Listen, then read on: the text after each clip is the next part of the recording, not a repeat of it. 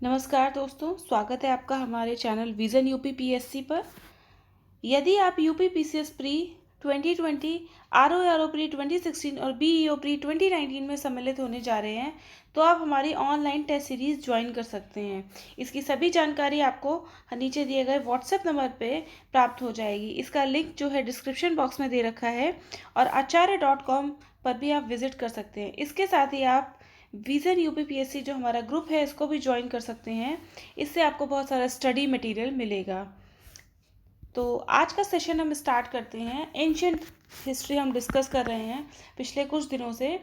तो आज के सेशन में हम क्या पढ़ेंगे, जो साहित्यिक और पुरातात्विक स्रोत हैं प्राचीन भारत के इतिहास को जानने के लिए, उनके बारे में हम पढ़ेंगे। इसमें क्या है कि जो प्राचीन भारत में जितने भी बताया गया है, किस जगह से, जैसे हर्ष के बारे में हमें कैसे पता चलता है, गुप्तास के बारे में हमें किस तरीके से पता चलता है, तो उसके बारे में उन सबको एक जगह कंपाइल करके आपको दिया जा रहा है और उससे रिलेटेड जो एमसीक्यूज़ हैं उनको हम डिस्कस करेंगे। तो स्टार्ट करते हैं। सबसे पहले जानकारी कि आज आप लोग क्या करेंगे, इस तरीके से क्वेश्चन नंबर, योर आंसर और करेक्ट आंसर, 3 कॉलम बना लीजिए। क्वेश्चन नंबर 1 आपका आंसर ए, करेक्ट आंसर जो अभी बताया जाएगा कुछ ही सेकंड में वो भी ए, ठीक है, तो आपका ये सही हो गया। 2 क्वेश्चन आंसर बी है, आपने सी लगाया है तो यहाँ पे आपका गलत हो गया। पूरी इस तरीके से टेबल बनाइए, 50 एमसीक्यूज़ में चेक करिए कि आपके कितने सही हुए हैं, कितने गलत हुए हैं, और कमेंट में ज़रूर बताइए कि आपकी परफॉर्मेंस इसमें किस तरीके की रही है। तो स्टार्ट करते हैं आज का सेशन। आशा है आप लोगों को पसंद आएगा। फर्स्ट क्वेश्चन, अंग्रेजों द्वारा भारतीय इतिहास के अध्ययन में रुचि लेने के कारणों के संदर्भ में निम्नलिखित कथनों पर विचार कीजिए। अंग्रेजों ने भारतीय इतिहास के अध्ययन में रुचि ली थी। फर्स्ट, भारतीय लोगों के रीति रिवाज और सामाजिक व्यवस्था का ज्ञान प्राप्त करने के लिए। बिल्कुल, हम किसी के बारे में पढ़ते हैं, किसी गाइड को लेकर के जाते हैं, जब कहीं घूमने जाते हैं गाइड को लेकर के जाते हैं, क्यों ले जाते हैं, जिससे वहाँ के बारे में सभी जानकारी मिल सके। ठीक है, तो ये बात बिल्कुल सही है, रीति रिवाज और सामाजिक व्यवस्था जानने के लिए, क्योंकि वो क्या करने वाले थे, यहाँ पे अधिकार अपना ज़्यादा जमा रहे थे, राजनीतिक व्यवस्था में भी बहुत ज़्यादा पार्टिसिपेट करने लगे थे। तो फर्स्ट स्टेटमेंट ठीक है। सेकंड स्टेटमेंट क्या है, भारतीय लोगों का धर्म परिवर्तन कराने के लिए। तो ये स्टेटमेंट भी ठीक है। आपको पता है कि अंग्रेज़ों ने बहुत ज़्यादा भारतीय जो थे उनका धर्म परिवर्तन करा के उन्हें अंग्रेज मिशनरियाँ, जो क्रिश्चियन मिशनरियाँ जो थी, उनके माध्यम से उन्हें उनका धर्म परिवर्तन कराया और उन्हें क्रिश्चियन बना लिया था। ठीक है, तो और जिससे क्या हुआ, ब्रिटिश शासन जो है उनका मजबूत हुआ था। मिशनरीज़ ने धर्म परिवर्तन कराया, ठीक है, और उसके बाद ब्रिटिश शासन जो है इसके कारण मजबूत हुआ, थोड़ा धार्मिक के कारण लोग जो हैं उनकी तरफ ज़्यादा झुक गए थे। ठीक है, मजबूत हो गया, उसका महत्व बढ़ गया। तो यहाँ पे सत्य कथन जब पूछा है तो दोनों ही स्टेटमेंट ठीक हैं। तो यहाँ पे आंसर हो जाएगा हमारा C. C is the correct answer. Next question number 2, भारतीय इतिहास के अध्ययन के संदर्भ में निम्नलिखित कथनों में से कौन सा या कौन से कथन सत्य हैं। सत्य कथन बताना है। डेरिवेटिव वर्ड को हमेशा इस तरीके से सर्किल कर लिया कीजिए जिससे आपको ध्यान रहे सत्य बताना है कि असत्य बताना है, वरना कई बार गलती होती है, असत्य पूछा जाता है, सत्य पे लगा दिया जाता है। तो देख लेते हैं। जर्मन विद्वान एफ मैक्स मूलर ने sacred books of the east series में भारतीय धर्म ग्रंथों का अनुवाद किया है। ये बात बिल्कुल ठीक है। ये जो बुक है बहुत बड़ी है और 50 खंडों में ये इसको प्रकाशित करवाया गया है। तो ये स्टेटमेंट ठीक है, ये आप याद कर लीजिएगा। इस बुक का नाम sacred books of the east series. East series क्यों? क्योंकि ये जो है वेस्टर्न थे और हमारा जो इंडिया किधर पड़ता है, ईस्ट की तरफ पड़ता है। अंग्रेजों द्वारा भारतीय इतिहास के अध्ययन के फलस्वरूप यह बताया कि भारतीय समाज अलौकिक और वैज्ञानिक मान्यताओं पर आधारित था। ये बात गलत है। अगर वो ये बात इस तरीके की बात बता देते तो हम लोग तभी से वो हमारे ऊपर अपना शासन स्थापित नहीं कर पाते, हर चीज़ में बताते थे कि आप लोग जो है कुछ जानते नहीं हैं, सभ्य नहीं हैं, हम आपको सभ्य बनाने आए हैं। आपने एक पढ़ा होगा, और आगे भी जब हम मॉडर्न हिस्ट्री डिस्कस करेंगे तो उसमें पढ़ेंगे वाइट मैन बर्डन थ्योरी। ठीक है, वो वाइट मैन क्या है, वाइट मैन के ऊपर बर्डन है कि हम लोग जो ब्लैक हैं, इंडियंस जो ब्लैक हैं, उनको, या फिर और जो उन्होंने अपने साम्राज्यवादी नीति के तहत जिन देशों को अपने आधिपत्य में रखा था, वो सब उनके लिए सुधारना, यानी कि वाइट मैन के ऊपर बर्डन है कि ब्लैक मैन को वो सुधारे, सिविलाइज्ड बनाए, सभ्य बनाए। ठीक है, यदि हम पहले कह देते कि ये जो है वैज्ञानिक मान्यताओं पर आधारित है, तो वो मानते, तो हम वो कैसे अपना प्रभुत्व जमा पाते। तो यहाँ पे ये स्टेटमेंट सेकंड वाला गलत हो जाता है। थर्ड स्टेटमेंट, मनुस्मृति का अंग्रेजी अनुवाद a code of gentoo laws के नाम से हुआ है। ये स्टेटमेंट भी बिल्कुल ठीक है। मनुस्मृति माना जाता है सब बहुत पुराना प्रमाणिक ग्रंथ है, सबसे प्राचीन माना जाता है ऐसा।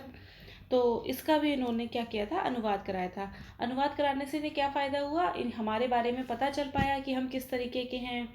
या जब आपको किसी के बारे में बहुत अच्छे से नॉलेज होगी, तभी आप उस चीज़ को डील कर पाएंगे। एक क्वेश्चन का ही एग्जांपल ले लें, आप बहुत अच्छे से उस क्वेश्चन को जानते हैं, पढ़ा है आपने, तभी उसको डील कर पाएंगे, अदरवाइज नहीं कर पाएंगे। इसी तरीके से अंग्रेजों के साथ होता।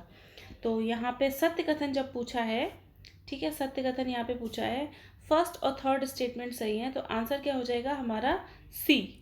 सी आंसर सही हो जाएगा। नेक्स्ट क्वेश्चन नंबर थर्ड, भारतीय इतिहास के अंग्रेजी लेखकों के संदर्भ में निम्नलिखित कथनों पर विचार कीजिए। जिन अंग्रेजों ने जिनसे बुक्स जो है अपनी कराई होंगी, वो अंग्रेज रहे होंगे लेखक, तो उनके बारे में हमें बात करनी है। सर विलियम जोन्स ने धार्मिक ग्रंथ भगवत गीता का अंग्रेजी में अनुवाद किया था। भगवत गीता धार्मिक ग्रंथ है, तो विलियम जोन्स ने, ये गलत स्टेटमेंट है, विलियम जोन्स ने नहीं, विल्किंस ने इसका अनुवाद किया था। और सेकेंड स्टेटमेंट देख लेते हैं, विल्किंस ने कलकत्ता में एशियाटिक सोसाइटी ऑफ बंगाल की स्थापना की थी। ये स्टेटमेंट भी गलत है, विल्किंस ने नहीं की थी, सर विलियम जोन्स ने 1784 में 1784 में एशियाटिक सोसाइटी ऑफ बंगाल नामक एक रिसर्च इंस्टीट्यूट था, R&D रिसर्च इंस्टीट्यूट था, ठीक है, उसकी स्थापना की थी। तो यहाँ पे सत्य कथन जब पूछा है तो दोनों ही कथन असत्य हैं। आंसर क्या हो जाएगा हमारा, D, neither one nor two is correct. Question number 4 आ गया फिर से, सर विलियम जोन्स ने निम्नलिखित में से किसका अंग्रेजी में अनुवाद किया था। आपको पता है अभिज्ञान शाकुंतलम, सॉरी, भगवत गीता नहीं किया है, ठीक है, विल्किंस ने किया है। और मनुस्मृति का भी नहीं किया है, रामायण का भी नहीं। इन्होंने किसका किया, अभिज्ञान शाकुंतलम। अभिज्ञान शाकुंतलम का जो अंग्रेजी अनुवाद है वो किसने किया है, सर विलियम जोन्स ने। और भगवत गीता का किसने किया था, विल्किंस ने किया था। ठीक है, तो यहाँ पे आंसर हो जाएगा हमारा सी। क्वेश्चन नंबर 5, भारत के इतिहास का पहला सुव्यवस्थित इतिहास निम्नलिखित में से किस विद्वान ने तैयार किया है। सुव्यवस्थित इतिहास ये तैयार किया है विंसेंट आर्थर स्मिथ। इन्होंने सबसे पहला सुव्यवस्थित इतिहास तैयार किया है, और इसे क्या कहा जाता है, अर्ली हिस्ट्री ऑफ इंडिया के नाम से इसको जाना जाता है। नेक्स्ट क्वेश्चन नंबर 6, भारतीय विद्वानों द्वारा भारतीय इतिहास के अध्ययन करने के कारणों के संदर्भ में निम्नलिखित कथनों पर विचार कीजिए। उन्होंने भारतीय इतिहास का अध्ययन क्यों किया था, भारतीय विद्वानों ने। अभी तक हम क्या देख रहे थे, अंग्रेज विद्वान कर रहे थे, भारतीय अध्ययन अनुवाद कर रहे थे, अब आ गए भारतीय विद्वान। फर्स्ट स्टेटमेंट देख लीजिए, बस इस क्वेश्चन में आपको केवल लॉजिक लगाना है और कुछ नहीं करना है। अंग्रेज इतिहासकारों द्वारा भारतीय इतिहास की छवि धूमिल करने के विरोध में, सही स्टेटमेंट है। हम लोग वैज्ञानिक बातें जानते थे, आर्यभट्ट हमारे यहाँ बुक थी, 12 मिहिर की बुक थी बृहत संहिता, बहुत सारी और बुक्स थी। उसके बाद जो माठर वंश के जो राजवंश हमने कल पढ़े थे, उसमें वो चंद्रमास में 12 चंद्रमासों में एक वर्ष को विभाजित करते थे। ये सारी नॉलेज हमारे पास पहले से थी, लेकिन अंग्रेजों ने इस नॉलेज के बारे में कोई भी चर्चा नहीं की है अनुवाद में। उन्होंने क्या किया है, तोड़ मरोड़ के इतिहास को प्रस्तुत किया है। जैसे क्या होता है, किसी बात को न झूठ बोलना न सच बोलना, पर आधी बात बोलना। जैसे महाभारत के टाइम हुआ था ना, अश्वत्थामा मारा गया, उस तरीके का अंग्रेजों ने किया था। तो भारतीय विद्वानों ने इसलिए भारतीय इतिहास का अध्ययन किया कि जो भारतीय इतिहास की छवि को धूमिल किया गया है उसको ठीक किया जाए। ठीक, नेक्स्ट, भारतीय इतिहास का पुनर्निर्माण करने और समाज को सुधारने के लिए। बिल्कुल सही है। कहाँ जो थे ये हमारे जो अंग्रेज, इन्होंने क्या किया था, भारतीय इतिहास को सुधारना नहीं चाहते थे, वो तो धर्म परिवर्तन करना चाहते थे। ठीक है, जबकि आप किसी को बताएंगे जैसे वेदों की ओर लौटो, दयानंद सरस्वती ने कहा था, सती प्रथा का विरोध किया था। तो इस सब के लिए किससे कहा गया कि हमारे धर्म ग्रंथों में ऐसा नहीं लिखा है, इसलिए ये गलत काम आप मत करिए। ठीक है, तो भारतीय समाज को सुधारने का भी उनका मोटिव था। लोगों को स्वराज प्राप्ति हेतु प्रेरित करने के लिए, ये स्टेटमेंट भी ठीक है, क्योंकि भारत का इतिहास जो है स्वर्णिम इतिहास रहा है। आप देखिए कितने सारे लोग यवन प्रिय, काली मिर्च हमारे यहाँ से ले जाते थे। हम हड़प्पा, वैदिक, उत्तर वैदिक काल में रहे हैं यहाँ पे, हमारे यहाँ तब से इतनी अच्छी तरीके की सड़कें वगैरह रही हैं। हम अपने स्वर्णिम इतिहास को याद करेंगे, अपनी फिर से उन्हीं चीज़ों को देखेंगे, तभी हमें लगेगा कि नहीं, हमारे साथ गलत हो रहा है, और स्वराज को प्राप्त करने के लिए हमारे अंदर एक अंदर से विल पावर जागेगी। ठीक है, तो ये तीनों ही स्टेटमेंट ठीक है। सत्य कथन जब पूछा है तो 1, 2 एंड 3 इज करेक्ट। आंसर क्या हो जाएगा हमारा, डी ऑप्शन यहाँ पे सही है। नेक्स्ट, भारतीय इतिहास लेखकों के संदर्भ में निम्नलिखित कथनों में से कौन से कथन सत्य हैं। सत्य कथन बता देने हैं हमें। रामकृष्ण गोपाल भंडारकर ने सातवाहनों के दक्कन के इतिहास का पुनर्निर्माण किया। ये स्टेटमेंट बिल्कुल ठीक है। ठीक है, जो रामकृष्ण गोपाल भंडारकर थे महाराष्ट्र के, और विश्वनाथ काशीनाथ रजवाड़े समर्पित विद्वान थे। ठीक है, उन्होंने देश के सामाजिक और राजनीतिक इतिहास का पुनर्निर्माण किया था। और नेक्स्ट स्टेटमेंट देख लेते हैं। हेमचंद्र राय चौधरी ने महाभारत काल से गुप्त साम्राज्य के अंत तक भारतीय इतिहास का पुनर्निर्माण किया था। ये स्टेटमेंट भी बिल्कुल ठीक है। लास्ट स्टेटमेंट देख लेते हैं। V.A. स्मिथ ने प्राचीन भारत के गणराज्यों के अस्तित्व के बारे में बताया है। ये स्टेटमेंट यहाँ पे गलत है, उन्होंने किसी के बारे में इस तरीके की बात नहीं बताई है। ठीक है, तो यहाँ पे आंसर क्या हो जाएगा हमारा, फर्स्ट और सेकंड स्टेटमेंट सही है सत्य कथन में, तो आंसर हो जाएगा हमारा ए इज द करेक्ट आंसर। तो यहाँ पे क्या है, V.A. स्मिथ ने सिकंदर के आक्रमण के बारे में बताया है, ना कि गणराज्यों के बारे में। ठीक है, और गणराज्यों के बारे में किसने बताया है, K.P. जायसवाल ने। K.P. जायसवाल ने गणराज्यों के बारे में बताया है।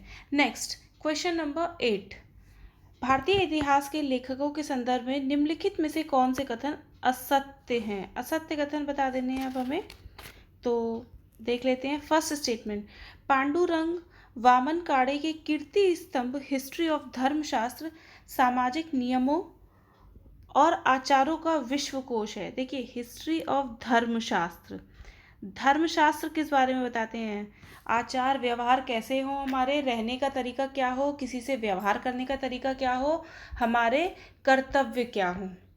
ठीक है, यही सब बता रहे हैं जब हमारे ये हैं धर्मशास्त्र। तो ये स्टेटमेंट यहाँ पे सामाजिक नियमों और आचारों का विश्वकोश है, ये बिल्कुल सही हो जाती है। नेक्स्ट, देवदत्त रामकृष्ण भंडारकर ने सम्राट अशोक पर लेखन कार्य किया है। ये स्टेटमेंट भी ठीक है, उन्होंने जो है अशोक पर, प्राचीन भारत की जो राजनीतिक संस्थाएं हैं उस पर भी काम किया है, दो चीज़ों पे, अशोक और प्राचीन भारत की जो राजनीतिक संस्थाएं हैं उनके बारे में। थर्ड स्टेटमेंट हम देख लेते हैं। A.S. अल्तेकर ने हिस्ट्री ऑफ साउथ इंडिया का लेखन किया है। ये स्टेटमेंट गलत है। A.S. अल्तेकर ने क्या किया है, शकों और कुषाणों के शासन से मुक्त कराने के लिए भारतीय राजवंशों की जो भूमिका थी, शक और कुषाणों से किसने ज़्यादा भूमिका निभाई है। शक में कौन थे? गुप्ताज ने, ठीक है। शक्रादित्य की उन्होंने उपाधि भी धारण करी थी। तो इन्होंने क्या किया है, साउथ इंडिया की हिस्ट्री नहीं, जबकि जो नॉर्थ वेस्ट इंडिया से जो अंदर लोग आ रहे थे उत्तर भारत तक, ठीक है, उनसे किस तरीके से भारतीय राजा लड़े थे, जीते थे, इसके बारे में बताया। तो ये स्टेटमेंट यहाँ पे गलत हो जाती है। लास्ट स्टेटमेंट है, डी कौसम्बी ने अपने लेखन में भारतीय समाज के आर्थिक और सांस्कृतिक इतिहास का वर्णन किया है। बिल्कुल ठीक है, इन्होंने अपने इतिहास, अपने जो लेखन कार्य है उसमें बताया है भारतीय समाज की आर्थिक स्थिति और सांस्कृतिक इतिहास उसका कैसा था, उसकी उत्पादन की शक्तियाँ और संबंधों के विकास के बारे में चर्चा की है। असत्य कथन यहाँ पे हो जाएगा सी, आंसर हमारा क्या हो जाएगा यहाँ पर? सी, ठीक है। नेक्स्ट क्वेश्चन नंबर 9, प्राचीन भारत के इतिहास के संदर्भ में निम्नलिखित कथनों में से कौन सा कथन असत्य है? फिर असत्य बताना है। प्राचीन काल में प्राकृत भाषा देश भर की संपर्क भाषा का काम करती थी। सही है। प्राकृत भाषा में ही जैन धर्म के हमें क्या मिलते हैं? अब लेख मिलते हैं। उसके बाद अशोक भी प्राकृत भाषा का ही यूज़ कर रहा था, ठीक है। अशोक के जो लेख थे उसमें भी प्राकृत भाषा दिखाई देती है। नेक्स्ट, प्राचीन काल के दो महाकाव्य रामायण और महाभारत की रचना मूलतः संस्कृत में हुई थी। ये स्टेटमेंट ठीक है। गुप्तास के टाइम में इन्हें अंतिम रूप से संकलित किया गया था। थर्ड, सम्राट अशोक के शिलालेख केवल प्राकृत भाषा और ब्राह्मी लिपि में है। ये जो वर्ड केवल या इंग्लिश में ओनली वर्ड जो होता है, बस इसको आप ध्यान दीजिए। उसने तो, हमने पढ़ा है क्या, खरोष्ठी लिपि, अरामाइक, ठीक है। खरोष्ठी और अरामाइक में भी उसने अपने जो उसके शिलालेख हैं वो मिले हैं। ये किधर की तरफ मिले हैं? पश्चिमोत्तर भारत और अफगानिस्तान की तरफ। तो ये स्टेटमेंट यहाँ पे क्या हो जाती है? गलत। और लास्ट स्टेटमेंट देख लीजिए, हमारे देश का नाम इंडिया अरबी और फारसी भाषाओं में हिंद के नाम से विदित है। तो ये स्टेटमेंट भी ठीक है। यहाँ पे फर्स्ट, सेकंड और फोर्थ स्टेटमेंट ठीक है, थर्ड गलत है। तो असत्य कथन कौन सा हो जाएगा? सी। सी क्या है? असत्य कथन है। नेक्स्ट क्वेश्चन नंबर 10, चक्रवर्ती राजा के संदर्भ में निम्नलिखित कथनों पर विचार कीजिए। चक्रवर्ती राजा क्या होता है? वैसा राजा जिसके राज्य का प्रसार हिमालय से लेकर कन्याकुमारी तक तथा पूर्व में ब्रह्मपुत्र की घाटी से लेकर सिंधु पार तक होता था। बिल्कुल सही बात है। और दूसरा क्या है? सम्राट अशोक और समुद्रगुप्त, इन दोनों को क्या कहा गया है? चक्रवर्ती राजा कहा गया है। ये स्टेटमेंट भी ठीक है। सम्राट अशोक ने अपना सुदूर दक्षिणांचल, मतलब बहुत दूर दक्षिण, कन्याकुमारी को छोड़ करके, बिल्कुल थोड़ा सा एरिया इसको छोड़ करके, और समुद्र, पूरा जो साम्राज्य अपना फैलाया था। और जो समुद्रगुप्त है उसने भी तमिल देश के छोर तक उसकी जो है पहुंची थी सेना, और उसने साम्राज्य स्थापित किया था। और कल हमने पढ़ा था कि समुद्रगुप्त ने माठार वंश और इधर पुंड्रवर्तन, भुक्ति और बंगाल के एरिया उड़ीसा से भी क्या किया था? कर जो है वसूला था, यानी कि यहाँ पे इसका राज्य था, इसीलिए वसूला होगा। तो इस चीज़ को आप जो है, अब ऐसा मत सोचिए कि एक एक कोना, उस समय इतने कोने जो हैं, बिल्कुल स्पेसिफिक तमिलनाडु उस समय नहीं था, ठीक है। तो यहाँ पे दोनों ही कथन क्या है? सत्य हैं। आंसर क्या हो जाएगा हमारा? सी। सी जो है सही उत्तर हो जाएगा यहाँ पे। नेक्स्ट, आर्यों की सांस्कृतिक उपादान के संदर्भ में निम्नलिखित कथनों पर विचार कीजिए। सांस्कृतिक उपादान, आर्य सांस्कृतिक उपादान द्रविड़ और तमिल संस्कृति से आए थे। गलत बात है। आर्य हमें कहाँ दिखाई देते हैं? उत्तर के वैदिक में दिखाई देते हैं। वैदिक काल में आर्यों का प्रभाव दिखाई देता है। तो यहाँ पे ये स्टेटमेंट गलत हो जाएगी। और प्राक आर्य जातीय उपादान वैदिक और सांस्कृतिक संस्कृत मूलक संस्कृति के अंग है। ये स्टेटमेंट भी गलत है। आर्य यहाँ के हैं और प्राक आर्य यहाँ के हैं। तो अगर मैच द फॉलोइंग आता तो सही हो जाता। यहाँ पे सत्य कथन कौन से हैं? दोनों ही कथन असत्य हैं। आंसर क्या हो जाएगा हमारा? D. D is the correct answer, neither one nor two. Question number 12, दक्षिण भारत और पूर्वी भारत के भौतिक अवशेषों के संदर्भ में निम्नलिखित कथनों पर विचार कीजिए। दक्षिण भारत है और पूर्वी भारत है। दक्षिण भारत में ईंटों के बिहार बड़ी संख्या में बनाए जाते थे। गलत स्टेटमेंट है। ईंटों के बिहार हमें कहाँ दिखाई देते हैं? पूर्वी भारत में। बंगाल, नालंदा विश्वविद्यालय, ठीक है, बोध गया, बिहार, इन जगहों पर ईंटों के बिहार दिखाई देते हैं, ना कि दक्षिण भारत में। पूर्वी भारत में पत्थरों के मंदिर विशेष आकर्षण का केंद्र थे। ये स्टेटमेंट भी गलत है। ये कहाँ पे हमें दिखाई देता है? ये हमें दिखता है पत्थरों के मंदिर दक्षिण भारत में। हमने बात की थी प्रायद्वीपीय भारत जो है बहुत कठोर है, यहाँ पे पत्थर चट्टानें मिलेंगी, इनको काट के मंदिर बनाए गए हैं। ठीक है, ये पत्थर है, ये पूरी चट्टान है, इसको किसी तरीके से काट काट के मंदिर बनाए गए हैं। तो पूर्वी भारत में तो ऐसे मंदिर इतने कहाँ दिखाई देते हैं। ठीक, दोनों ही स्टेटमेंट यहाँ पे गलत है। सत्य कथन पूछा है, कोई भी कथन सत्य नहीं है, तो आंसर हो जाएगा हमारा D. D is the correct answer. और जो भौतिक अवशेष जो उनके टीले के नीचे दबे हुए मिले हैं, इन टीलों में एकल संस्कृति, मुख्य संस्कृति और बहु संस्कृति मिलती है। क्वेश्चन नंबर 13, निम्नलिखित में से किसे महापाषाण या मेगालिथ कहा जाता है? महापाषाण काल किसे कहा जाता है? ठीक है, तो ये दक्षिण भारत के जो कुछ लोग थे, वो मृत व्यक्ति के साथ उसका जो शव होता था उसके साथ औजार, हथियार, मिट्टी के बर्तन, जो चीज़ें यूज़ की होती हैं उनको रखा करते थे, कब्र में गाड़ते थे और इसके ऊपर बड़े बड़े पत्थर खड़े कर देते थे। तो इसी को महापाषाण कहते हैं। तो ये कब्र से संबंधित है। ठीक है, मंदिर नहीं है, गुफा नहीं है, उपकरण नहीं है। उपकरण बहुत पहले निम्न पाषाण काल में मिलेंगे, स्टार्टिंग में ही बनाना स्टार्ट कर देते। तो कब्र क्या है? महापाषाण को बताता है। आंसर हमारा हो जाएगा सी। ये जो है हम पुरातात्विक स्रोत पढ़ रहे हैं कि कैसे कैसे हमें क्या क्या चीज़ पता चलती है। महापाषाण के बारे में कैसे पता चला, गुप्तास के बारे में किस तरीके से पता चला, दक्षिण भारत के बारे में किस तरीके से पता चला। क्वेश्चन नंबर 14, पुरातात्विक अवशेषों के अध्ययन के संदर्भ में निम्नलिखित में से कौन सा कथन असत्य है? असत्य कथन बताना है। देख लेते हैं। आर्कियोलॉजी प्राचीन काल के लोगों के भौतिक जीवन के बारे में जानकारी देती है। आपको पता है आर्कियोलॉजी एक शाखा है, ठीक है, जो पुरातात्विक अवशेषों को खोद के निकालती है और उसके बारे में जानकारी मिलती है। प्राचीन काल में किस किस तरीके से लोग रहते थे, जैसे चांदी के सिक्के मिले हैं, सोने के सिक्के मिले हैं, पंच्ड मार्क सिक्के मिले हैं, मूर्तियाँ मिली हैं, ये सब आर्कियोलॉजिस्ट करते हैं और बताते हैं। ठीक है, तो ये स्टेटमेंट ठीक है। सिक्कों का अध्ययन मुद्रा शास्त्र कहलाता है, ये स्टेटमेंट भी ठीक है।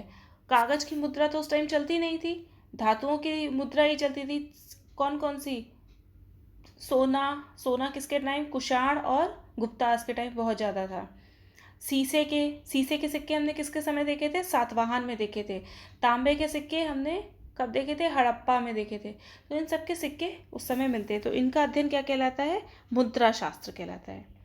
प्राचीन भारत में कागज की मुद्रा का प्रचलन था, बिल्कुल गलत है।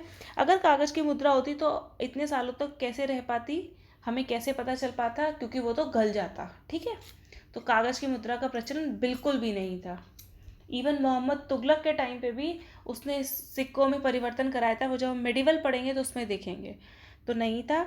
और रेडियो कार्बन जैविक पदार्थों के काल निर्धारण की विधि है। आपको पता होगा C14 जो आइसोटोप है उसके माध्यम से हम क्या करते हैं? काल निर्धारण करते हैं, ये चीज़ कितने वर्ष पुरानी है। तो ये स्टेटमेंट बिल्कुल ठीक है। आंसर यहाँ पे हो जाएगा सी। असत्य कथन केवल है यहाँ पर सी। जो ये रेडियो कार्बन है, काल निर्धारण की विधि है, इसमें क्या होता है, जब तक कोई वस्तु जीवित रहती है तो उस पर C14 जो आइसोटोप है कार्बन का, कि क्षय की प्रक्रिया के साथ साथ हवा और भोजन की खुराक से उस वस्तु में C14 का समन्वय होता रहता है। लेकिन जब वस्तु खत्म हो जाती है, आपने पढ़ा होगा ना, कार्बनिक अकार्बनिक यौगिक, तब तक कार्बन उसे मिलता है। जब वस्तु जो है निष्प्राण या ख़त्म हो जाती है तो उसमें C14 जो होता है वो क्षय होने लगता है, ख़त्म होने लगता है। जैसे जैसे उसे मिला था, जैसे माना कि पर डे 1 मिल रहा था उसको C14, तो जब वो ख़त्म हो जाता है तो उसी गति से वो चीज़ जो है वापस जाने लगती है। C14 जो है क्षय की प्रक्रिया जो है उसमें समान गति से रहती है। और उसके बाद क्या है, पहले वो हवा भोजन लिया करते थे, अब वो लेना बंद कर देते हैं। तो इसी तरीके से किसी प्राचीन चीज में C14 के जो आइसोटोप्स हैं, गति से कम होते हैं, उसी से अब उसका समय का निर्धारण कर पाते हैं। माना एग्जाम्पल से देख लेते हैं यहाँ पे C14, कोई चीज़ 50 वर्ष जो है 50 ईयर्स तक रही, तो 50 इंटू 365 कर लेंगे, जितना भी होगा। ठीक है, हमें हर दिन ये चीज़ मिली, C14 आइसोटोप मिला। जब ये चीज़ मर गई, डेड हो गई, ठीक है, तो अब अभी जो C15 अंदर आ रहा था, अब वो बाहर जाने लगेगा, तो फिर 50 साल उसको वापस जाने में लगेंगे। हर रोज एक एक एक एक मिल रहा था, अब हर रोज एक एक एक एक बाहर जाएगा। तो इससे क्या पता चल जाएगा, 50 ईयर्स हैं इस चीज के। ठीक, 50 ईयर्स पहले ये चीज जीवित थी। तो ये आपसे साइंस में पूछा जा सकता है कभी, और वैसे इसमें भी आ सकता है, हिस्ट्री में भी। तो C14 ध्यान रखिएगा, ये कार्बन जो है विधि है, काल निर्धारण की एक विधि है, कार्बन रेडियो कार्बन के द्वारा इसको मापा जाता है। नेक्स्ट क्वेश्चन नंबर 15, निम्नलिखित में से कौन सी लिपियां अशोक के अभिलेखों से प्राप्त हुई हैं? देखिए, अशोक के अभिलेख हमें पुरातात्विक स्रोत के रूप में प्राप्त हुए हैं, पर उन पर किस किस लिपि में लिखा गया है, तो इससे हमें क्या पता चलता है उस समय कौन सी भाषा या लिपि चल रही थी। तो हम जानते हैं कौन कौन सी लिपि प्राप्त हुई है उसके अभिलेखों में, देख लेते हैं। देवनागरी नहीं है, अरामाइक थी, ब्राह्मी थी, खरोष्टी थी। ये गलत हो जाएगा। ब्राह्मी, खरोष्टी और अरामाइक तीनों थी, ये सही है। खरोष्टी थी, ब्राह्मी थी, ग्रीक नहीं थी, ना ही शारदा लिपि थी। ब्राह्मी थी, खरोष्टी थी, ग्रीक नहीं और देवनागरी नहीं। तो यहाँ पे सबसे उपयुक्त ऑप्शन कौन सा है? बी। बी ऑप्शन सबसे उपयुक्त है और बी सही उत्तर हो जाएगा। नेक्स्ट क्वेश्चन नंबर 16, अभिलेख के संदर्भ में निम्नलिखित कथनों पर विचार कीजिए। अभिलेख क्या होते हैं? ठीक, इनका अध्ययन पुरालिपि शास्त्र पैलियोग्राफी द्वारा होता है। पैलियोग्राफी क्या होती है? जो पुराने दस्तावेज हैं उनको पढ़ा जाता है। देखिए, पैलियोग्राफी होती है पुराने दस्तावेज, प्राचीन दस्तावेजों के अध्ययन वगैरह को पढ़ने की कौन सी तिथि के हैं पुराने दस्तावेज, इनके माध्यम से उनकी तिथि के बारे में पढ़ा जाता है। और पुरालिपि शास्त्र, पुरालिपि शास्त्र एप्रीग्राफी जो होती है उसके माध्यम से पढ़ा जाता है। तो फर्स्ट स्टेटमेंट यहाँ पे गलत हो जाता है। और सेकंड स्टेटमेंट क्या है? अभिलेख और प्राचीन दस्तावेजों की तिथि के अध्ययन के लिए पुरालेख शास्त्र या एपिग्राफी कहलाता है। तो ये स्टेटमेंट भी यहाँ पे गलत है। अगर ये मैच द फॉलोइंग होता तो सही हो जाता। सत्य कथन बताने हैं तो डी कथन सत्य है। Neither one nor two is the correct answer. Question number 18, निम्नलिखित में से किसने सर्वप्रथम अशोक के अभिलेखों को पढ़ा था? तो बहुत इजी क्वेश्चन है, आप बता देंगे। जेम्स प्रिंसिप ने इनके अभिलेखों को पढ़ा था सर्वप्रथम। और ये क्या कौन थे? ईस्ट इंडिया कंपनी की सेवा में कार्यरत थे। तो यहाँ पे ऑप्शन सही हो जाएगा सी। नेक्स्ट क्वेश्चन नंबर 19, भारतीय इतिहास के साहित्यिक स्रोतों के संदर्भ में निम्नलिखित कथनों पर विचार कीजिए। साहित्यिक स्रोत, प्राचीन भारत में पांडुलिपियां प्राकृत भाषा में मेष चर्म तथा काष्ठ फलकों पर लिखी जाती थी। प्राचीन भारत में, ठीक, पांडुलिपियों की बात की जा रही है। ये जो प्राचीन भारत की पांडुलिपियां थी वो मेष चर्म पे नहीं, किस पे लिखी जाती थी? भोजपत्र पे, भोजपत्रों पर और ताल पत्रों पर लिखी जाती थी। और ये वाली जो पांडुलिपियां थी मेष चर्म और काष्ठ फलकों पर, ये मध्य एशिया में लिखते थे, ठीक है, ना कि प्राचीन भारत में। तो पहला स्टेटमेंट गलत हो जाता है। सेकंड क्या है स्टेटमेंट? वेदांगों की रचना वैदिक मूल ग्रंथ का अर्थ समझने के लिए की गई थी। ये बात बिल्कुल सही है। जैसे हम कोई रेफरेंस बुक लेते हैं ना, कोई टफ बुक को पढ़ने के लिए रेफरेंस बुक, या टफ मीनिंग्स को देखने के लिए हम क्या पढ़ते हैं? डिक्शनरी। उसी तरीके से जो वेदांग थे, तो वैदिक जो मूल ग्रंथ थे उनका अर्थ समझने के लिए उनकी रचना हुई थी। और वेदांग कौन कौन से हैं? शिक्षा, जिसमें उच्चारण विधि है, कल्प मतलब कर्मकांड है, व्याकरण है, उसके बाद निरुक्त भाषा विज्ञान है, छंद और उसमें ज्योतिष है। ठीक है, तो ये स्टेटमेंट ठीक है। और व्याकरण की रचना पाणिनि द्वारा की गई थी, ये स्टेटमेंट भी बिल्कुल ठीक है, ये हमें पता है। सत्य कथन हमें बताने हैं, तो यहाँ पे पहला गलत है, तो सी हो जाएगा सही। केवल 2 और 3 सत्य कथन हैं। ठीक है, नेक्स्ट क्वेश्चन नंबर 20, निम्नलिखित में से वैदिक साहित्य का सही क्रम कौन सा है? सबसे पुराने हमें पता है वेद हैं। ठीक है, तो वेद के बाद क्या बने हैं? वैदिक संहिताएं बनी हैं। और सबसे लास्ट के हमें पता है उपनिषद है। तो ये या ये ऑप्शन होगा। ठीक है, पहले वैदिक संहिताएं, लास्ट उपनिषद है। तो ब्राह्मण और आरण्यक में देख लेते हैं। तो वैदिक संहिताएं, फिर ब्राह्मण, फिर आरण्यक। तो यहाँ पे ऑप्शन क्या हो जाएगा हमारा सही? B is the correct answer. Next question number 21, भारतीय इतिहास के साहित्यिक स्रोत सूत्र के संदर्भ में निम्नलिखित कथनों पर विचार कीजिए। सूत्र क्या होते हैं? आपने मैथ्स में पढ़ा है ना, a प्लस बी का whole square equal to a square plus B square plus 2ab, इस तरीके से। तो सूत्र क्या होते हैं? किसी नियम को संक्षिप्त कर दिया जाता है। ठीक है, किसी नियम को संक्षिप्त करके लिख दिया जाता है। देख लेते हैं क्या दिया है स्टेटमेंट। सूत्र में साहित्य गद्य नियम पूर्वक संक्षिप्त रूप में लिखे जाते हैं। बिल्कुल सही बात है, यहाँ पे भी संक्षिप्त किया गया है ना, तो संक्षिप्त किए जाते हैं। नेक्स्ट स्टेटमेंट क्या है? शुल्ब सूत्र में यज्ञ वेदी के निर्माण के मापों का वर्णन किया गया है। शुल्ब सूत्र जो है उसमें क्या है? यज्ञ वेदी। यज्ञ वेदी कुछ इस तरीके से होती है ना, हवन कुंड जिसे बोलते हैं, जहाँ पे हवन किया जाता था, कुछ इस तरीके से होती है। तो उसकी माप बताई गई है कि कितनी लेंथ होगी, कितनी ब्रेड्थ होगी। इससे क्या डिपिक्ट होता है कि हमें ज्योमेट्री, ज्यामिति का पहले से ही ज्ञान था। देखिए, भारत को दशमक प्रणाली पता थी, जीरो के बारे में पता था, चंद्रमा और सूर्य के जो रोटेशन और रेवोल्यूशन है उनके बारे में पता था। अब यहाँ हमें आज क्या पता चल गया? शुल्ब सूत्र के माध्यम से हमें ज्यामिति और गणित का अध्ययन यहीं से प्रारंभ हुआ, ये भी पता चल गया। ठीक है, तो ये स्टेटमेंट भी यहाँ पे ठीक है और फर्स्ट भी ठीक है। सत्य कथन बताने हैं, तो आंसर क्या हो जाएगा? सी, यानी कि दोनों ही कथन सत्य हैं। नेक्स्ट क्वेश्चन नंबर 22, भारतीय इतिहास के साहित्यिक स्रोतों के संदर्भ में निम्नलिखित कथनों में से कौन से कथन सत्य हैं? जातक कथाएं बुद्धकालीन राजनीतिक घटनाओं की जानकारी देती हैं।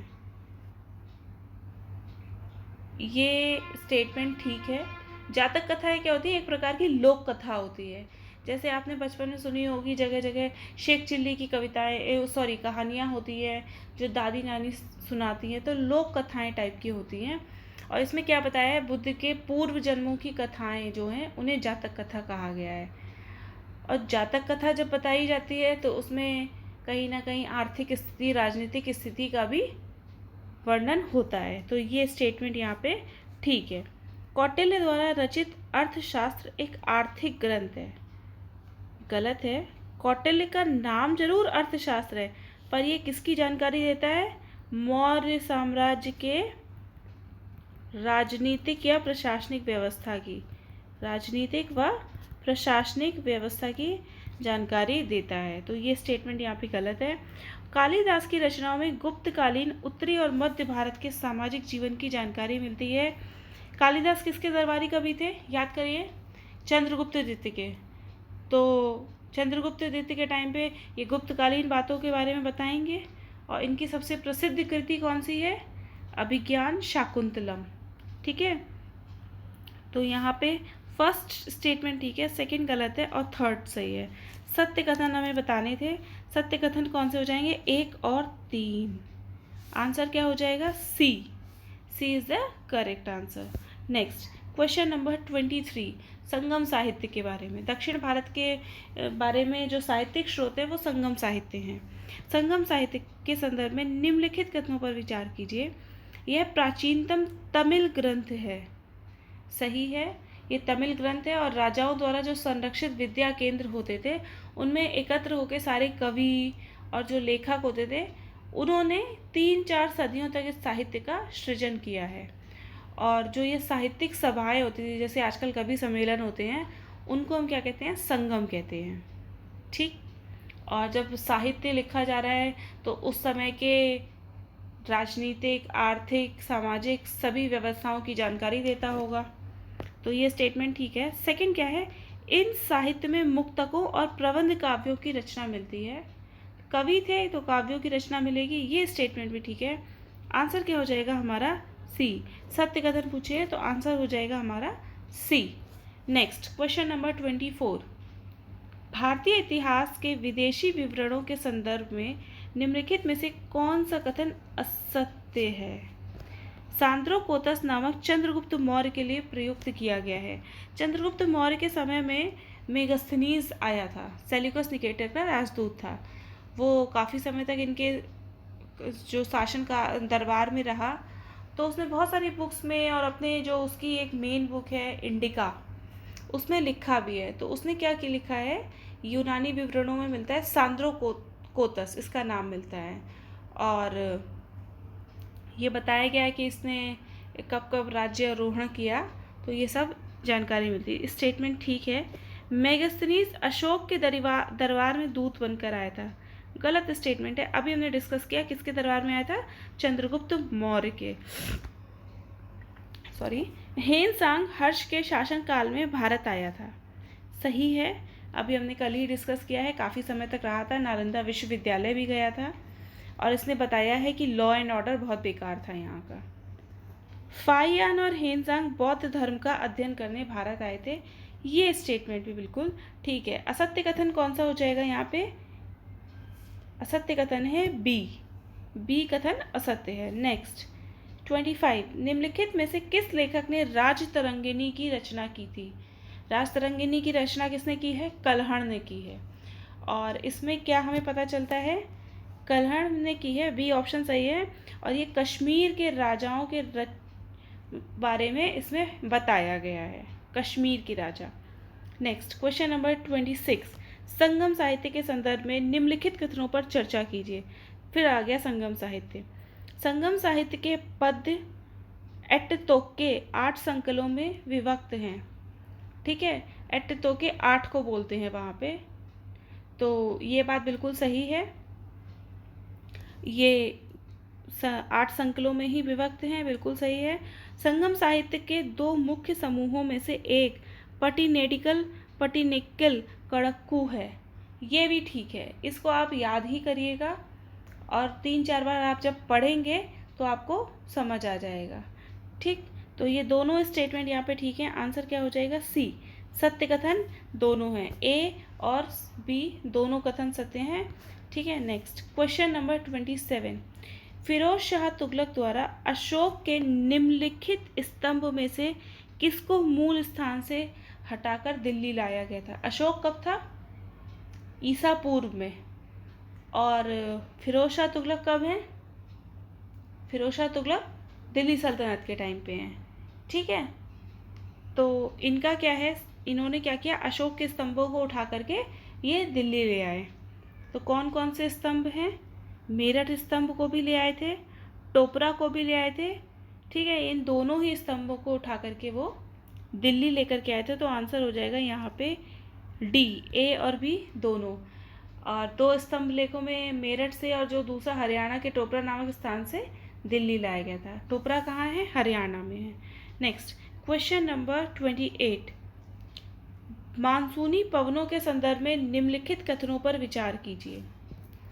प्राचीन भारत के लोगों को मानसून पवनों की दिशा के बारे में जानकारी थी, बिल्कुल सही है, जानकारी थी। इसीलिए रोमन साम्राज्य से, चीन से और जगहों से हमारा व्यापार होता था।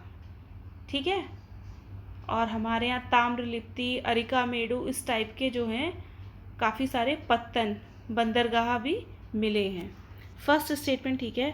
भारत के लोग मानसून पवनों के ज्ञान के कारण पश्चिम एशिया और भूमध्य सागरीय क्षेत्रों के साथ व्यापार करने में समर्थ हुए थे, ये भी सत्य है। सत्य कथन पूछा है तो सी, दोनों कथन सत्य हैं। आप ये देखिए, भारत के लोगों को ज्योग्राफी की भी जानकारी थी। यदि आपको कभी कोई क्वेश्चन आ जाए इस तरीके का उसमें लिखना हो कि भारत के स्वर्णिम इतिहास, या भारत की जो इतनी अच्छी हमारे पास एजुकेशन थी, या जो हमारे पास ये ज्ञान था, इसके बारे में आपको ऐसे लिखने को आ जाए, या 250 वर्ड्स का कोई क्वेश्चन लिखने को आ जाए, या इथिक्स के पेपर में आपको कुछ इस तरीके से लिखना हो कि कुछ लोगों को समझाना है तो आप किस तरीके से समझाएंगे, तो आप ये सब चीज़ें डाल सकते हैं। आप एंशंट हिस्ट्री पढ़ के आपको समझ आ गया हो, अराउंड आप 1000 शब्द लिखने में सक्षम है, जिसमें आप महिला सशक्तिकरण के लिए भी लिख सकते हैं चालुक्यों के समय पे।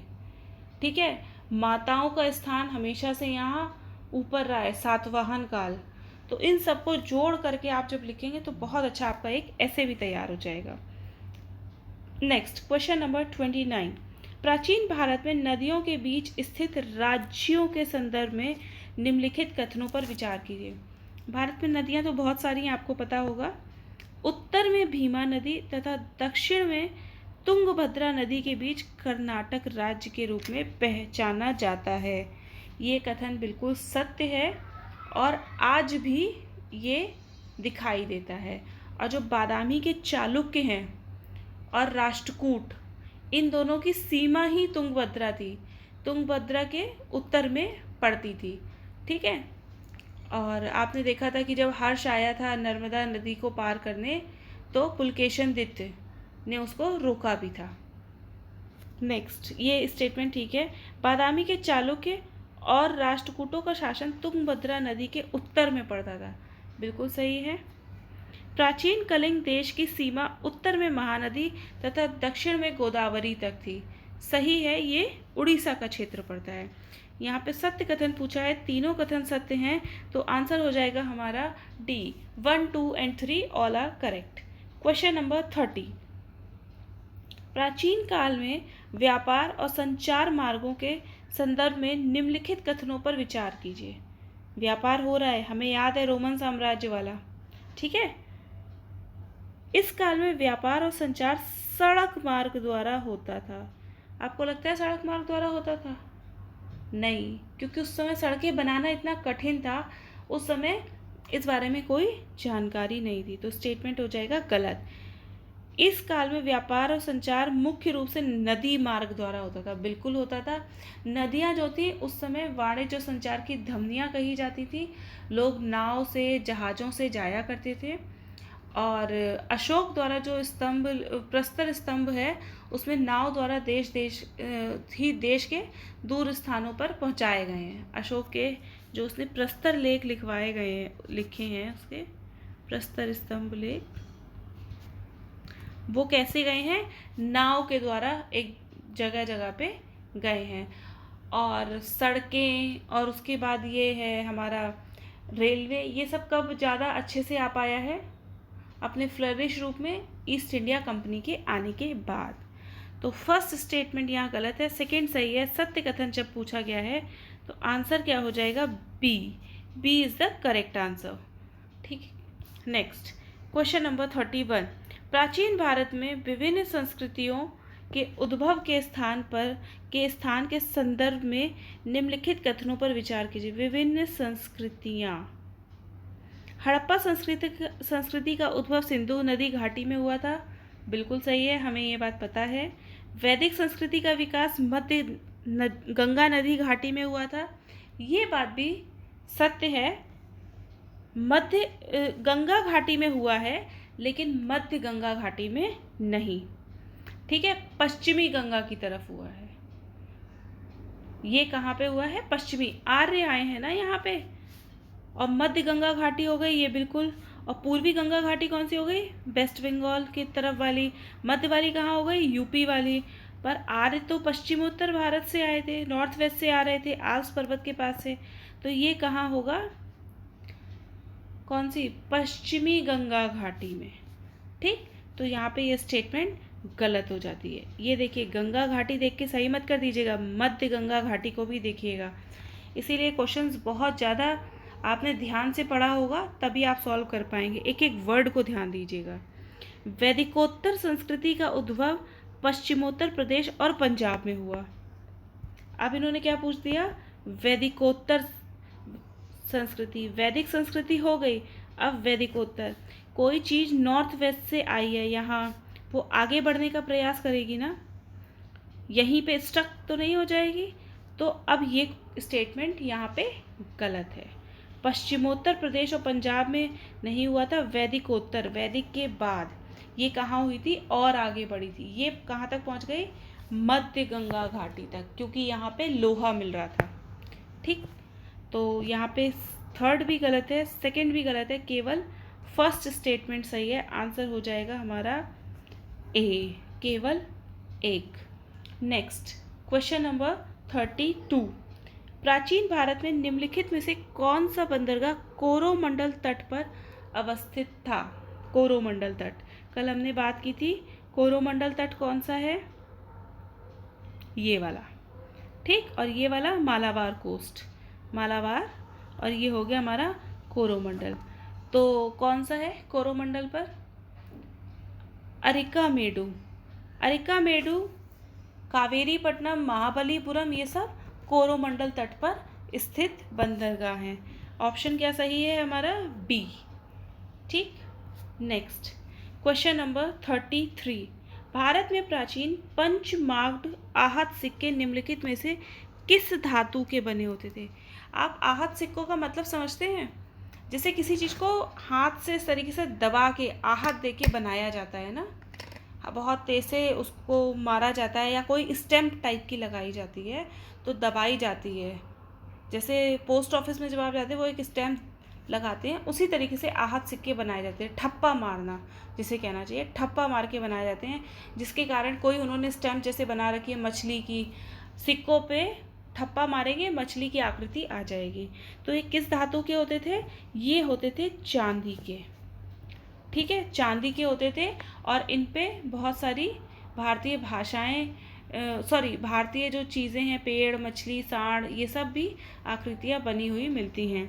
क्वेश्चन नंबर 34, आरंभिक पुरापाषाण युग के संदर्भ में निम्नलिखित कथनों पर विचार कीजिए।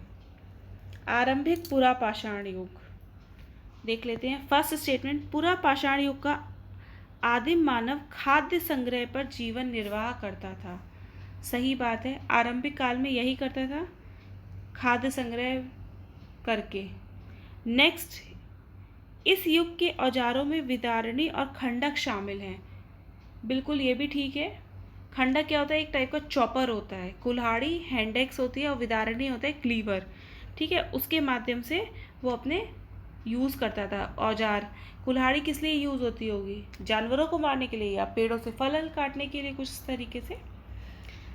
इस युग के निवास स्थल के अवशेष सोहन नदी घाटी में पाए गए हैं। ये स्टेटमेंट भी ठीक है। और सोहन नदी घाटी कहाँ है, पाकिस्तान वाला जो पंजाब है ना, वहाँ पर है। और इसके साथ साथ कश्मीर और थार मरुस्थल में भी इसके अवशेष मिले हैं।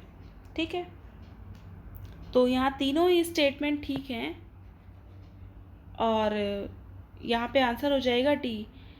आरंभिक पुरापाषाण युग, पाषाण युग, ये सब आप लोग अच्छे से पढ़िएगा और इनमें डिफरेंस भी याद कर लीजिएगा। ठीक है, तो नेक्स्ट क्वेश्चन हम देख लेते हैं। क्वेश्चन नंबर 35, पाषाण युग, पाषाण का मतलब तो आप जानते हैं ना, पत्थर वाला युग, स्टोन एज। तो स्टोन एज की बात हो रही है। पाषाण युग के संदर्भ में निम्नलिखित कथनों पर विचार कीजिए। ऊपरी पुरापाषाण में आधुनिक मानव होमोसेपियंस का उदय हुआ था। ऊपरी पुरापाषाण, ठीक, तो ये स्टेटमेंट बिल्कुल सही है। और नेक्स्ट है, मध्य पुरापाषाण युग में मुख्य उद्योग पत्थर की पपड़ी की बनी वस्तुओं का था।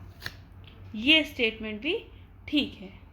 और इसमें कौन कौन से औजार होते थे पत्थर के, फलक, वेदनी, छेदनी, खुरचनी, जिसका ये लोग काटने छीलने के लिए यूज़ करते थे। ठीक, दोनों ही स्टेटमेंट यहाँ पे ठीक है। सत्य कथन पूछा है, आंसर हो जाएगा C. C is the correct answer, 1 and 2 is correct.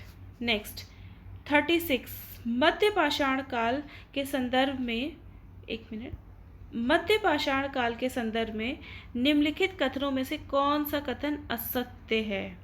और मध्य पाषाण काल, इस युग के लोग पशुपालन करने लगे थे। देखिए, पूरा पाषाण काल में कुछ भी नहीं जानते थे, मध्य पाषाण काल में पशुपालन करने लगे थे। सही है। इसको आप किस तरीके से पढ़िएगा, मध्य, उच्च और पूरा इसका फिगर बना करके आप पढ़िएगा, तभी आप याद रख पाएंगे इसको। इस युग में सूक्ष्म पाषाण औजारों का उपयोग होता था, प्रयोग होता था। सूक्ष्म पाषाण, माइक्रोलिथ्स, बिल्कुल ठीक है, क्योंकि बहुत ज़्यादा बड़े ये तब बना ही नहीं पाते होंगे। और इस समय शिकार करने के लिए, मछली पकड़ने के लिए, खाद्य संग्रह के लिए ही ये यूज़ करते रहे होंगे। तो ये स्टेटमेंट भी ठीक है। मध्य पाषाण के अवशेष केवल दक्षिण भारत में गोदावरी नदी के दक्षिण तक फैले हुए हैं। ये स्टेटमेंट बिल्कुल गलत है, क्योंकि मध्य पाषाण के जो अवशेष हैं वो ऊपर भी मिले हैं। ऊपर मतलब उत्तर प्रदेश, मध्य और पूर्वी भारत, भीमबेटका की जो गुफाएं हैं वो सबसे पुरानी कही जाती हैं। ठीक है, तो यहाँ पे भी अवशेष मिले हैं। स्टेटमेंट सी गलत है। और पशुपालन के प्राचीनतम साक्ष्य आदमगढ़ से मिले हैं, ये बात बिल्कुल सही है। आदमगढ़ कहाँ है? मध्य प्रदेश में, वर्तमान मध्य प्रदेश में। एक बार यूपी पीसीएस से इस तरीके का क्वेश्चन भी पूछा था, पांचाल या मत्स्य राज के लिए पूछा था कि जो 16 महाजनपद थे वो पांचाल या मत्स्य राज, जो भी पूछा था, वो वर्तमान में किस जगह स्थित है, किस एरिया में आता है। ये तो उसको आपको ये भी ध्यान रखना है, जैसे आदमगढ़ ही पूछ ले कि जहाँ पे पशुपालन के अवशेष मिले थे वो किस जगह आता है, तो आप बता पाएंगे मध्य प्रदेश में आता है। और राजस्थान के बागौर से भी हमें पशुपालन के अवशेष मिलते हैं। तो यहाँ पे असत्य कथन है केवल सी, तो सी हमारा आंसर हो जाएगा। नेक्स्ट क्वेश्चन नंबर 37 क्या है? पूरा पाषाण और मध्य पाषाण युग के कलाकृतियों के संदर्भ में निम्नलिखित कथनों पर विचार कीजिए। कलाकृतियाँ, देखिए कहाँ वो लोग खाना नहीं खा पा रहे थे, संग्रह करके खा रहे थे, और कहाँ अब वो लोग कलाकृतियाँ बनाने लगे हैं। ठीक है, इस काल में अनाज पर जीने वाले परचिंग पक्षी के चित्र बनाए जाते थे। देखिए, पक्षी के चित्र नहीं बनाए जाते थे इस काल में, अनाज पर जीने वाले परचिंग पक्षी के चित्र नहीं, बल्कि उन पशु पक्षियों के चित्र बनाए जाते थे जिनका वो लोग शिकार करते थे। कोई पक्षी इनके काम का तो है नहीं, वो तो खुद ही अनाज पे जी रहा है, तो उसका चित्र नहीं, जिसका जैसे ये हिरन का शिकार कर रहा है, मछली का शिकार कर रहा है, तो इस तरीके के चित्र दिखाई देते हैं। तो ये स्टेटमेंट गलत है। भीमबेटका की गुफा में इस काल के चित्र पाए गए हैं। अभी आपको बताया था कि भीमबेटका में सबसे पुराने समय के चित्र मिलते हैं, और ये बात सही है। अद्भुत उदाहरण है ये गुफा। ये गुफा कहाँ पर है? विंध्य पर्वत में स्थित है। ठीक है, तो यहाँ पे चित्र मिलते हैं कब के? पूरा पाषाण के, पुराना पाषाण, मध्य पाषाण और उच्च पाषाण भी है, या ऊपरी पाषाण भी है, तो वहाँ के चित्र। केवल कथन बी सत्य है, सत्य कथन पूछा है तो आंसर हो जाएगा हमारा बी। ठीक, नेक्स्ट क्वेश्चन 38। निम्नलिखित में से किस काल में सर्वप्रथम कृषि उत्पादन शुरू हुआ? मध्य पाषाण और पूरा पाषाण में ये लोग क्या कर रहे थे? पशुपालन कर रहे थे। सिंधु सभ्यता काल में क्या था? कृषि थी, लेकिन उससे भी पहले कोई काल रहा था, इसलिए हम जब इसको लिखेंगे तो नव पाषाण काल जो है खाद्य उत्पादक काल था। इसी काल में सबसे पहले कृषि हुई थी, और पाकिस्तान के जो बलूचिस्तान प्रांत है वहाँ से क्या मिला है? हमें चावल मिले हैं, गेहूँ मिले हैं, जौ मिले हैं। मध्य और पुरा में ये लोग क्या कर रहे हैं? पशुपालन। और नव पाषाण पे हमेशा एक स्टेज आगे चल रहे हैं, तो खाद्य उत्पादन करने लगे। तो आंसर हो जाएगा यहाँ पे बी। Question number 39। अब देखिए, नव पाषाण काल पे फिर से क्वेश्चन है। इनके जो औजार होंगे ज़्यादा अच्छे हो गए होंगे, सिंचाई की ये थोड़ी बहुत तकनीक जानने लगे होंगे, और जो अनाज उपजाते हैं उनको स्टोर करने लगे होंगे, पहले से बेटर कंडीशन में आए होंगे। देख लेते हैं, नव पाषाण काल के संदर्भ में निम्नलिखित कथनों में से कौन से कथन सत्य हैं? इस काल के लोग पॉलिश तार, पत्थर के औजारों का प्रयोग करते थे, बिल्कुल सही है। बताया कि पहले से ज़्यादा बेटर हो गए होंगे, तो पॉलिश करने लगे होंगे, क्योंकि लोहा जो है जल्दी ख़राब हो जाता है, ज़्यादा देर एक्सपोज रहता है, पर उसे पॉलिश कर देते हैं या उसे पेंट कर देते हैं तो उसकी जो है शेल्फ लाइफ जो है उसकी लाइफ बढ़ जाती है। ठीक, तो ये स्टेटमेंट ठीक है। इस काल के लोग गर्तावास गड्ढा घर में रहते थे, ये सही है। इसके उदाहरण हमें कश्मीर में मिलते हैं। नेक्स्ट, इस काल में केवल हाथ से बने मिट्टी के बर्तनों का उपयोग होता था, ये स्टेटमेंट गलत है, क्योंकि इस समय कुंभकारी शुरू हो गई थी, लोग जो है मिट्टी के बर्तन चाक पर बनाने लगे थे।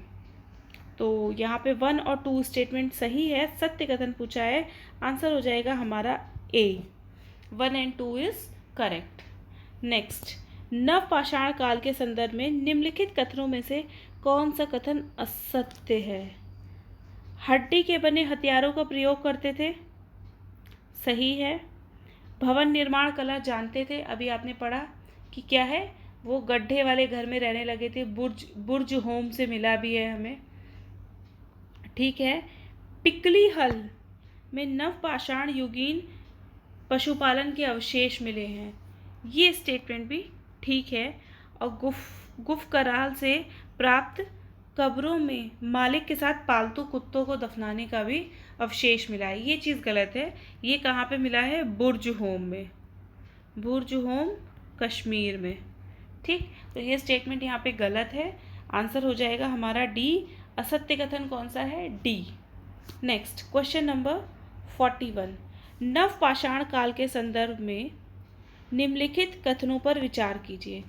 इस काल में मेहरगढ़ में बसने वाले लोग कच्ची ईंटों के बने घर में रहते थे, मेहरगढ़ से चावल के अवशेष भी मिले हैं, तो ये बात बिल्कुल सही है, कच्ची ईंटों के घर में रहते थे। जहाँ पे खेती करते हैं उसकी देखरेख करने के लिए उन्होंने पास में ही अपना घर भी बना लिया था। इस काल के निवासी पालतू जानवरों की फिगरेंस आग में पकी हुई मिट्टी की मूर्तिकाएं बनाने लगे थे। अभी हमने देखा था कि वो क्या कर रहे हैं, जब आदमी मरता है उसके साथ कुत्ते को दफना दे रहे हैं, कहाँ पे? बुर्ज होम में। और ये काम कब हुआ था? नवपाषाण काल में। तो ये बात सही है कि मिट्टी की मूर्तिकाएं उन लोगों की बनाने लगे होंगे, पालतू जानवरों की। दोनों स्टेटमेंट ठीक हैं, आंसर हमारा यहाँ पे क्या हो जाएगा? सी, बोथ 1 एंड 2।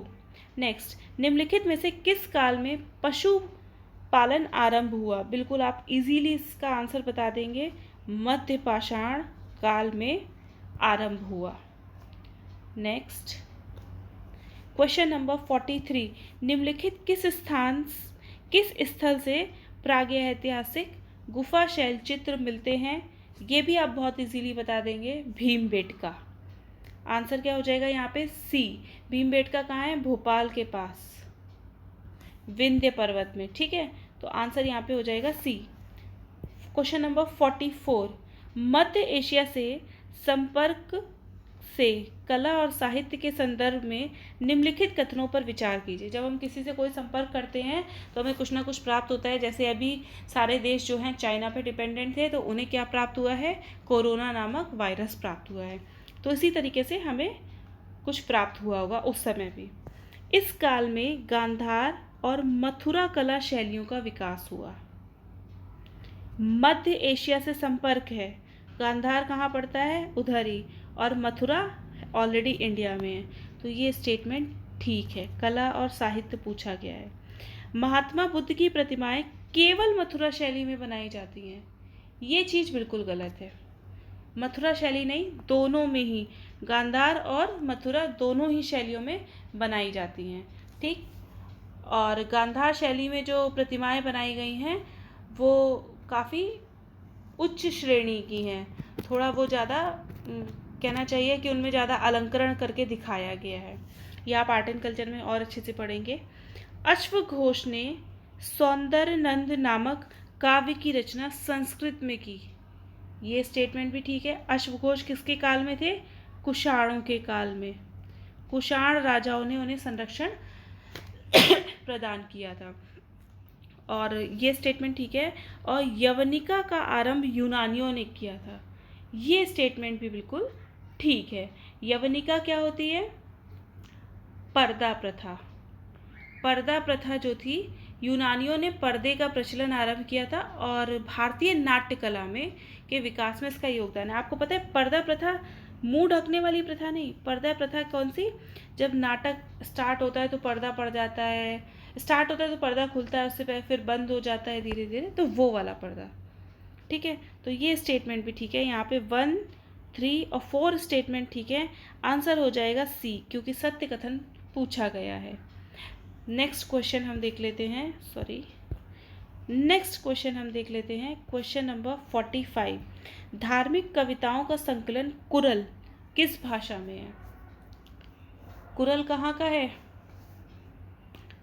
हमने पढ़ा था साउथ इंडिया में ये, इसके बारे में जब हम चोल पांड्य चेर पढ़ रहे थे।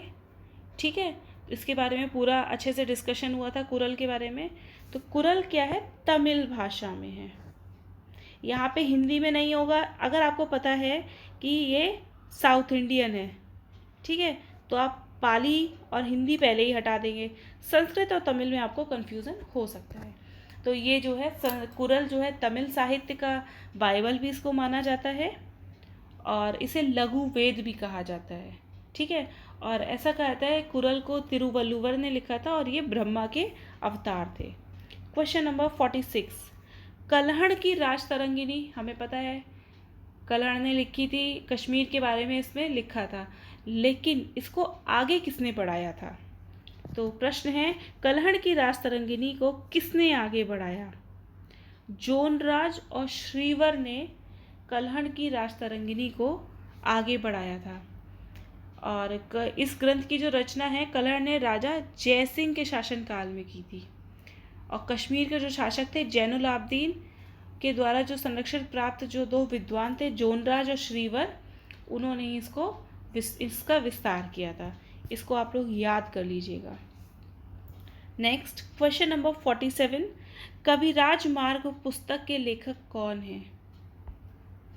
कविराज मार्ग पुस्तक लिखी गई है राष्ट्रकूट शासक अमोघ वर्ष के द्वारा। ये राष्ट्रकूट का शासक था और जैन धर्म को बहुत ज़्यादा मानता था और ये एक जैन ग्रंथ ही है। ठीक, नेक्स्ट क्वेश्चन नंबर 48। कन्नड़ साहित्य। कन्नड़ साहित्य के विषय में निम्नलिखित में से कौन से कथन असत्य हैं? पंप, पोन, रण्य, कर्ण साहित्य के त्रिरत्न माने जाते हैं। सही है। पंप प्रथम या आदि पंप ने बौद्ध आराधना की रचना की। बताइए, ये स्टेटमेंट गलत है। ठीक है, ये जो है महाभारत के ऊपर लिखे गए हैं, महाभारत के कथानकों के ऊपर आधारित हैं, ना कि बौद्ध धर्म। पौन ने शांति पुराण की रचना की। सही है। रत्न ने अजीत पुराण की रचना की। ये भी सही है। तो यहाँ पे बी स्टेटमेंट गलत है। आंसर क्या हो जाएगा? बी। नेक्स्ट 49। गणित शास्त्र का संस्कृत से तेलुगु में अनुवाद किसने किया? गणित शास्त्र तेलुगु में अनुवाद, तो इसका अनुवाद किसने किया है? पावलुरु मलन्न एवं एलुंगती पेदन्य ने। बहुत सारा हिस्ट्री में याद करने की चीज़ है। जब आप बहुत चीज़ों को याद कर लेंगे, स्पेशली साउथ इंडिया वाला सेक्शन याद करने के लिए है। नॉर्थ इंडिया वाले सेक्शन में आप थोड़ा बहुत लॉजिक लगा सकते हैं, लेकिन उसमें भी आपको बहुत डीप स्टडी करनी होगी, उसके बाद ही आप कर पाएंगे। आप पढ़ के MCQs ज़रूर सॉल्व करिएगा और MCQs में भी आपको बहुत सारी बीच बीच में जानकारी दे दी जाती है। ठीक है, तो यहाँ पे इन्होंने जो है इसका तेलुगु में अनुवाद किया है और आगे इसमें आगे भी लिखा है कुमार संभवन का तेलुगु में किसने रचना की है, तो इसको भी आप याद कर सकते हैं। आज का last question, question number 50। Question number 50 क्या है? कम्बन और ओटुकुट्टन किस भाषा के साहित्य से संबंधित हैं? कम्बन और ओटुकुट्टन तमिल भाषा से संबंधित हैं। ये जो हैं हमने पंप, पोन्ना और पेन्नु जो हैं वो कन्नड़ साहित्य के त्रिरत्न हैं। इन्होंने कन्नड़ में बहुत चीज़ें लिखी हैं। ऐसे ही कम्बन, ओटुकुट्टन और पेगालिनीद जो हैं तमिल साहित्य के त्रिरत्न माने जाते हैं। ये कब थे? चोलों की राज्यसभा में थे और कंबन ने तमिल की रामायण की भी रचना की है। और आप यहाँ नीचे देख सकते हैं।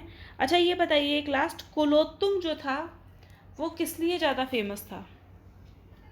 उसने वैदेशिक संबंधों को, कुलोत्तुंग प्रथम ने वैदेशिक संबंधों का बहुत अधिक विस्तार किया था। ठीक है, इसलिए ये फेमस था। तो आज का सेशन यहीं समाप्त होता है। आशा है आप लोगों को अच्छा लगा होगा। आप ज़रूर कमेंट में बताइए कितने क्वेश्चंस आपके ठीक हुए और ये सेशन आपको कैसा लगा। Thank you very much.